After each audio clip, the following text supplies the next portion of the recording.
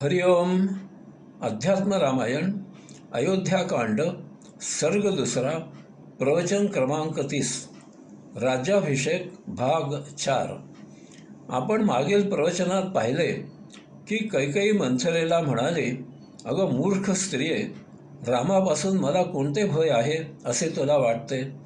त्यावर उसळून त्वेषाने मंथरा कैकेयीला म्हणाली, शृणु मत वचनं देवी यथा त्वं ते महद्भयं त्वां तोषयन् सदा राजा प्रियवाक्यानि भाषते कामुको तथ्यवादी च त्वां वाचा परितोषयं कार्यं करोति तस्या वै राममातुः सुपुष्कलम्. हे देवी, मग माझे परखड बोल ऐक. खरे पाहता तुझ्यावर फार मोठे संकट आले आहे. तुला संतुष्ट करण्यासाठी राजा दशरथ तुझ्याशी नेहमी तुला आवडेल असे प्रिय बोलतात. ते फार कामुक आणि खोटारडे आहेत. ते तुझ्याशी लाडे लाडे बोलून तुला खुश करतात, परंतु ते प्रत्यक्षात रामाच्या मातेचेच भले करतात. मंथरा एवढ्यावर थांबली नाही. ती पुढे म्हणाली, या कामात काही विघ्न येऊ नये म्हणून त्याने भरताला शत्रुघ्नासह त्याच्या आजोळी पाठविले आहे. कौसल्याचे भले केल्यामुळे निःसंशयपणे आपोआपच सुमित्रेचे भले होणार आहे, कारण सुमित्रेचा मुलगा लक्ष्मण हा रामाचा अनुयायी आहे. राम राजा झाल्यावर लक्ष्मणालाही राज्यभोग आपोआप मिळणार आहेत. एवढ्यावर न थांबता यामुळे भविष्यात काय होईल यासंबंधी मंथरा पुढे आणखी गरळ ओकत आहे.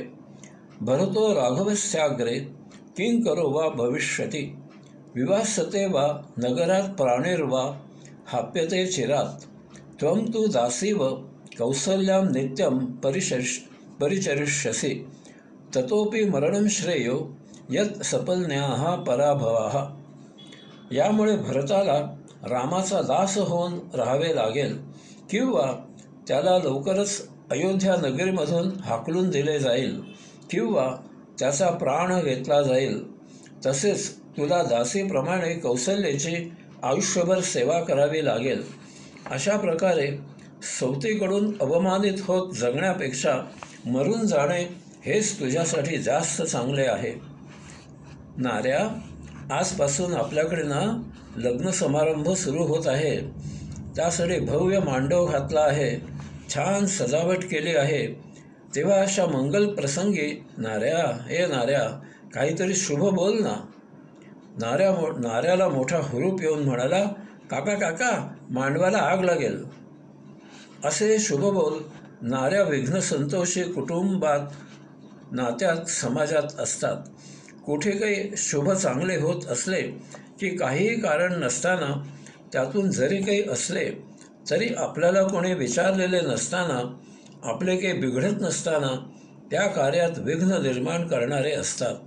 त्यासाठी संबंधितांमध्ये वितुष्ट येईल असे वक्तव्य करतात. दोन बाजूंपैकी एकाचे कान विखारी बोलून भरतात. बेदेखत खोटे नाटे सांगून मन कलुषित करतात. हे असे करण्यात त्यांचा काहीही फायदा होणार नसतो, परंतु ही अशीच नीच वृत्ती असते. बहुतांशी लोक हलक्या कानाचे असतात. कोणी काही सांगितले की त्यावर ते स्वतः विचार करत नाहीत, त्याची खात्री करत नाहीत, सांगणाऱ्याची लायकी तपासत नाहीत. चटकन विश्वास ठेवतात किंवा एखादा तसा नसला तरीही आपल्या कानावर असे काही आले आहे तर आपण कशाला धोका पत्करा असा पोक्त विचार करून कार्य थांबवितात. असे हे विघ्नसंतोषी लोक त्या प्रसंगामधील बलस्थाने आणि कमकुवत स्थाने बरोबर हेरण्यात ओळखण्यात तरबेज असतात. त्यांचा मोठ्या खुबीने वापर करून अतिशय मुत्सद्दीपणे ते समोरच्याच्या गळी ती कुबुद्धी उतरवण्यात पटाईत असतात. वर हेही ठासून सांगतात की यात माझा काही फायदा आहे का? नाही, परंतु केवळ प्रेमापोटी तुम्हाला वेळीच सावध करत आहे. नंतर मला दोष देऊ नका. यात एक मोठी गंमत पाहण्यासारखी आहे. एखाद्याबद्दल कोणी काही आपणहून चांगले सांगणार नाहीत, परंतु वाईट तेवढेच अगदी पदरचे तिखट मीठ लावून आपणहून सांगतील. जरी स्तुती केली नाही तरी ठीक असते, परंतु निंदा मात्र मोठ्या चवीने ऐकवतात. सवतीचा मुलगा असूनही कैकेयीचे रामाबद्दलचे प्रेम स्वतःच्या मुलाप्रमाणे होते. तिला राम भरताप्रमाणे किंवा काकणभर जास्तच प्रिय होता. तसेच सावत्राई असूनही राम कैकेयीचा स्वमातेप्रमाणे आदर सत्कार करत होता, तिची काळजी घेत होता, विचारपूस करत होता. मंथरा ही कैकेयीची दासी असल्यामुळे हे सर्व ती नित्यदिनी पाहत होती. तरीही तिने कैकेयीचे कान रामाच्या विरुद्ध भरले. तिचा अशा प्रकारचा विघ्नसंतोषी हा नीच स्वभाव होता. त्यातच ही देहाने 3 ठिकाणी वक्र होती. यामुळे तिला धडधाकट व्यक्तींबद्दल असूया, तिरस्कार, द्वेष, मत्सर असणे स्वाभाविक होते. हे सर्व आता येथे उफाळून आले आहे. कौसल्या, कैकेयी, सुमित्रा या तिघी जरी सवती असल्या तरी त्या बहिणींप्रमाणे प्रेमाने एकमेकींशी वागत होत्या. तरी मंथरेने कैकेयीच्या सौंदर्याचा उल्लेख करून मग स्वपुत्र प्रेमावर बोट ठेवून मोठ्या खुबीने सवती मत्सर जागा केला. तिने स्त्री स्वभावावर बरोबर आघात केला. मंथरा कैकेयीला सांगते, राजा दशरथ कामुक आहे. तो तुझ्या सौंदर्यामुळे तुझ्या भोवती पिंगा घालत असतो. तुझ्याशी गोड गोड बोलतो. बस तुझा उपयोग हा इतकाच. कारण असे असूनही तो तुझी सवत कौसल्या हिच्याच मुलाला राज्याभिषेक करणार आहे. यामुळे तुला 3 राण्यांपैकी तू सोडून 2ही राण्यांचे भले होणार आहे. रामामुळे कौसल्या आणि लक्ष्मण तसेच लक्ष्मणामुळे सुमित्रा यांचे भले होणार आहे. यात फक्त तूच वगळली जाणार आहेस. तुझ्या सौंदर्याची हीच का ती कदर राजा दशरथ करणार आहे. मंथरा पुढे म्हणाली, कौसल्या राजमाता झाल्यावर तुला तुझ्या सवतीची दासी म्हणून राहावे लागणार.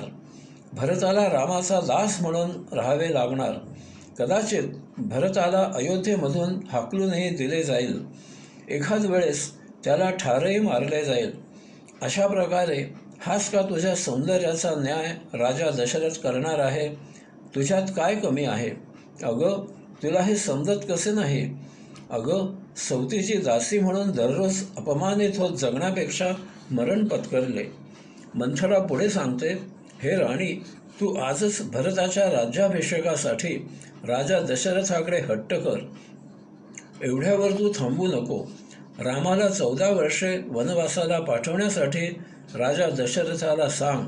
म्हणजे विना अडथळा भरत राज्याचा उपभोग घेईल. 2 परस्पर विरुद्ध गोष्टी एकत्र आल्या की काम कसे पक्के होते. न्यायालयात खरे तेच सांगेन, खोटे सांगणार नाही असे सकारात्मक आणि नकारात्मक बदलून घेतात. एखादा करार करताना तो करार भविष्यात रद्द कसा करावा याचीही तरतूद त्याच करारात केलेली असते. अभिमन्यू चक्रव्यूह भेदून आत गेला, परंतु त्यामधून बाहेर कसे यायचे हे त्याला माहीत नव्हते. यामुळे मारला गेला. इसापनीतीमध्ये गोष्ट आहे. म्हाताऱ्या सिंहाला वनात जाऊन शिकार करणे जमेना. मग त्याने दानधर्म करत आहे अशी दवंडी वनात पेटविली. त्याबरोबर बिचारे गरीब पशु दान मिळण्याच्या लोभाने त्याच्या गुहेत जाऊ लागले. हे ऐकून एक कोल्हा त्या गुहेपाशी गेला, परंतु गुहेच्या द्वारापाशीच थबकला. कारण पशूंच्या पायांचे ठसे गुहेत आत जातानाचेच तेवढे उमटलेले त्याला दिसले. बाहेर येतानाचे पायांचे ठसे त्याला तेथे आढळले नाहीत. ते पाहून तो माघारी फिरला. दुष्टांची कुबुद्धी अशा प्रसंगी बरोबर कामाला लागते. मंथरा एवढेच बोलून थांबले नाही. राजा दशरथाला यासाठी कोंडीत कसे पकडायचे हेही तिने कैकेयीला पढविले. ती म्हणाली, पूर्वी देव आणि दानव यांच्या लढाईमध्ये देवांच्या विनंतीवरून राजा दशरथाने देवांना सहाय्य केले होते. त्यावेळी लढाईला जाताना तू त्यांच्याबरोबर गेली होतीस. ऐन लढाई सुरू असताना राजा दशरथाच्या चाकाचे पाचर तुटले. त्यावेळी तू तुझा हात पाचर असलेल्या भोकात घालून रथ सांभाळला होतास. यामुळे राजा दशरथ खुश झाला आणि त्याने 2 वर माग असे तुला म्हटले. त्यावेळी तू राजा दशरथाला म्हणाले होतेस की महाराज, हे 2 वर आपल्याकडे माझे ठेव म्हणून राहू देत. भविष्यात मी ते वर आपल्याकडे मागेन. त्यावर राजा दशरथ ठीक आहे असे म्हणाला. हे राणी, आज ते वर मागायचे योग्य वेळ आलेली आहे. म्हणून तू आता क्रोध भवनात जा. अंगावरून सर्व दागिने काढ आणि इकडे तिकडे ते फेक. आणि जोपर्यंत राजा दशरथ तुझ्या मनाप्रमाणे करत नाही तोपर्यंत तू जमिनीवर झोप आणि अबोला धर. हलक्या कानाची कैकेयी मंथरेच्या या बोलण्याने बदलली. स्वपुत्राच्या प्रेमाने पागळली. तिला मंथरेचे बोल हितकारक वाटू लागले. त्या भरात ती मंथरेची स्तुती करू लागली. तिला मंथरा हुशार वाटू लागली. तिला मंथरा स्वप्राणापेक्षाही जास्त प्रिय वाटू लागली. आणि ती मंथरेला म्हणाली, जर माझा भरत राजा झाला तर मी तुला 100 गावे देईन. असे म्हणून मंथरेने सुचविल्याप्रमाणे कैकेयी क्रोधभवनात गेली. तिने अंगावरील सर्व दागिने फेकून दिले आणि ती जमिनीवर पडून राहिली. जमिनीवर पडल्या पडल्या ती मंथरेला म्हणाली, जोपर्यंत राम वनवासात जात नाही तोपर्यंत मी अशीच जमिनीवर पडून राहीन किंवा प्राणत्याग करेन. हे ऐकून खुश झालेली मंथरा कैकेयीला म्हणाली, तू असेच कर, यामुळे तुझे कल्याण होईल. असे सांगून ती तिच्या घरी निघून गेली.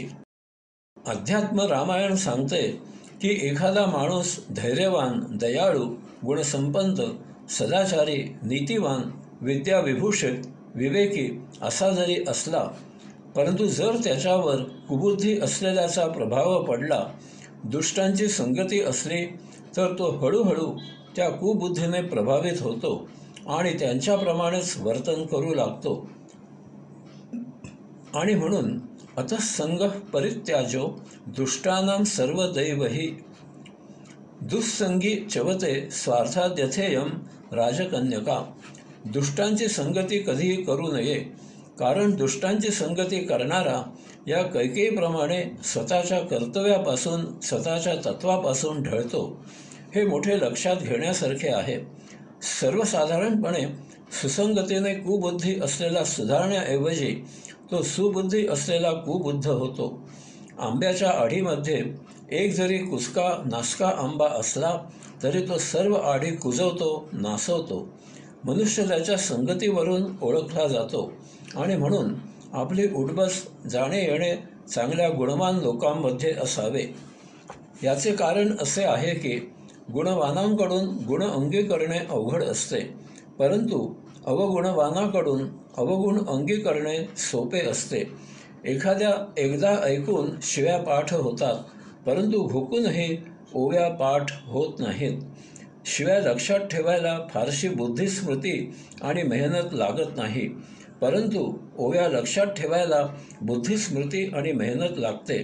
यामुळे जे सोपे असते तिकडे चटकन आकर्षित होण्याचा कल असतो. वैभव आणि धनसंपत्ती यांचे वेड्या भोपळ्यासारखे व्यस्त नाते असते.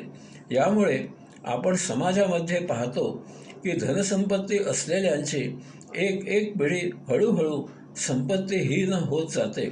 4थ्या पिढीला तर धनसंपत्तीचा नाश पाहायला मिळतो. याला अगदी फार फार तुरळक अपवाद असतात. अशांची पिढी घराण्याचे रीतिरिवाज, सुसंस्कार जपून, टिकवून, बाळगून असतात. तेच दीर्घ कालावधी टिकतात. असो, आता आपण पुढील प्रवचनामध्ये राजा दशरथ आणि कैकेयी यांच्यात काय घडले ते पाहू. अशा प्रकारे येथे अध्यात्म रामायणामधील अयोध्याकांड यामधील 2रा सर्ग संपन्न झाला.